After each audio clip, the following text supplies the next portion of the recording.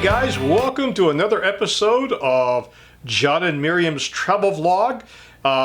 Tonight's episode is going to be a beer and pizza night, which is Q&A. And I'm John, and this is Miriam.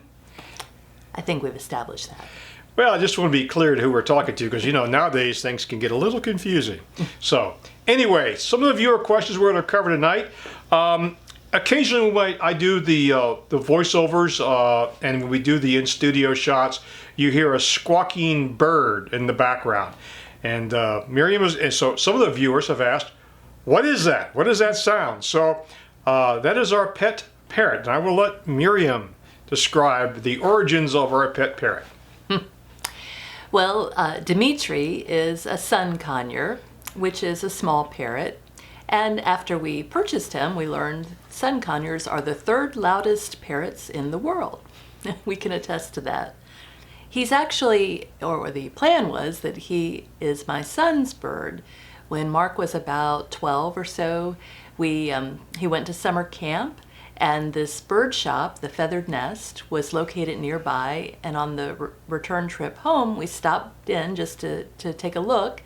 And the birds, because their wings were clipped, were kind of free roaming. And if you know anyone who has a pet bird, you know that you don't choose the bird chooses you. And that's what happened.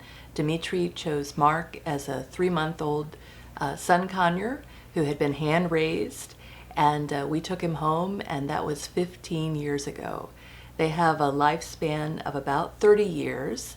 And he really is very affectionate to John and I.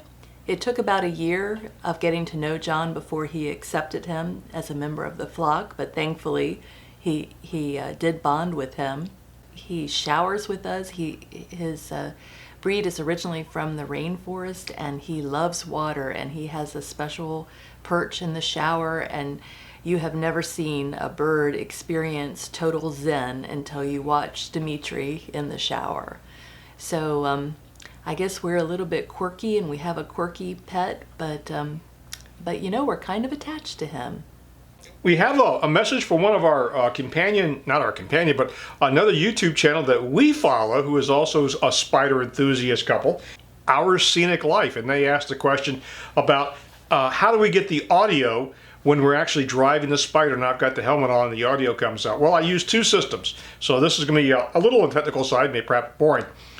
The Sena Prism Tube video camera that mounts on the side of my helmet has a connection that goes inside the helmet, and I have a small microphone that is with adhesive on inside the chin guard. It does great audio. When I bring it into my editing software, it flows seamlessly and makes editing a breeze. The other system that I use, if I'm using the GoPro, and typically now I'll use the GoPro mounted out front of the Spyder, sometimes facing front, sometimes facing back towards us. And what I will do is I will use the earbuds from my cell phone. And there's a microphone built into that. And I will turn on a little voice recorder app that's free for most smartphones nowadays, and I will record the audio. If you haven't already, you might want to just share the love and check out Our Scenic Life on YouTube. All right, our next question, and I got to tell you, I am really bad about keeping a record of who asked a question because I want to give everybody credit from now on. I'm going to write it all down in my notebook, so if I promise to give you credit for asking the question and I didn't, I'm sorry, it's my bad, but I'll try better in the future. Try harder in the future. We had a request. They wanted to know if we were going to participate in a rally ride in October. So why don't you go ahead and answer that one? Yeah, and we really appreciate the suggestion. We looked it up on the internet, and we discovered that it's a 4-day, adventure trails in the western part of North Carolina, which isn't too far from where we live in Virginia. So I've already submitted my leave request, and you've made hotel reservations. And we're excited about staying, I guess it's a fairgrounds. It's actually located at the Maggie Valley Fairgrounds. And it's 4 days of activities. Vendors will be there. I think there's some rides planned. Yes. There's a blessing of the Spyders Sunday before we end the adventure trails. And we're going to be in a great location for riding, either just the two of us or with a group. So we're really excited about meeting other Spyder owners. Maybe we'll meet some of you. That would be just fantastic. I would love to meet you in person.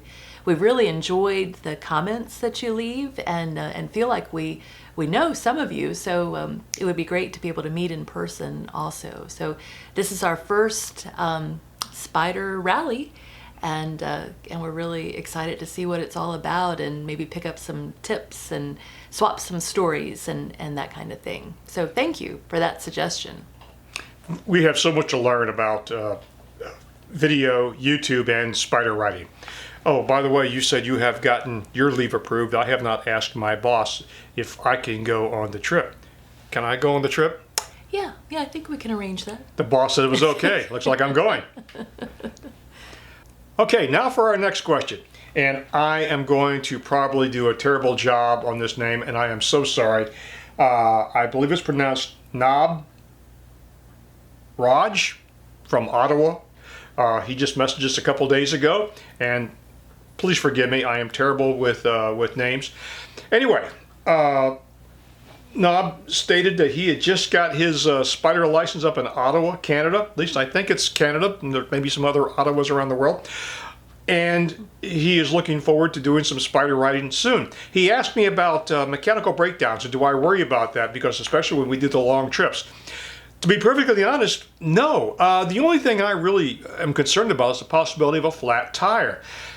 Because if you're going to flat tire in a Spyder, you don't carry a spare. So that could be a little bit of an inconvenience, especially if the weather is not cooperating. So I carry a tire patch kit, which is the same thing that if you took it to a tire repair facility that they would use to patch your tire. I also carry a small little air compressor that's about the size of a sandwich. It's very small. It plugs into the Spyder's power supply, and so once I patch the leak, I can then pump it back up. The other thing, you'd never know what type of mechanical breakdown you could encounter. I checked with our insurance provider and found out that just for a few dollars a month, we can get a roadside assistance program that will enable us to take the Spyder to the nearest facility that's authorized to work on the Spyder, which could be a couple hundred miles away depending on where we're at. So that's good to know, and it's really cheap. It's a couple bucks a month. So other than that, yeah, you could always worry about a breakdown, and it could keep you from going somewhere, but everything's you can break down anywhere at any type of vehicle. So I don't really worry about that too much. Oh, and just a little heads up of what's coming up in our calendar. We are going to the Shenandoah National Park and the Skyline Drive in July, the first part of July, for 4 days. We're going to stay at the lodge. There's three lodges up there, if I recall. We're staying at one of those. We have reservations. What I like about the mountains in July, it can be really, really nasty hot like it is today, 97 degrees at Virginia Beach. But up on top of the Skyline Drive, which is the parkway that runs across the ridge of the Blue Ridge Mountains, is that it's always quite cool. Matter of fact, if we don't take a jacket, there's a good chance we'll get chilly at nighttime. So we're really looking forward to that in July. Absolutely. Well, I think that's a wrap. It's good talking with you.